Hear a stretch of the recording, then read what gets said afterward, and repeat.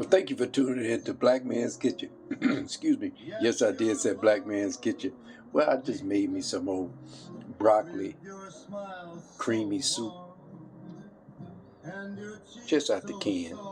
I doctored it up a little bit, added a little cheese in there. It's really thick. And I advise you, if you're ever going to make this, I use milk instead of water because water will knock the flavor out if you don't know how to put it back if you use water. I use a little milk in there, and I like it a little thick like that. You see that?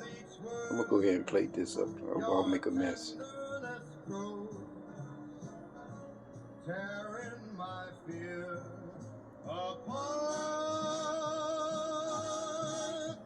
and that light wrinkles your nose,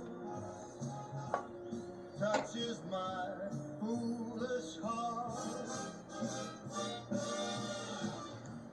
Lovely, never change. Keep Black Man's Kitchen. Creamy broccoli soup. $1.95. God bless you all.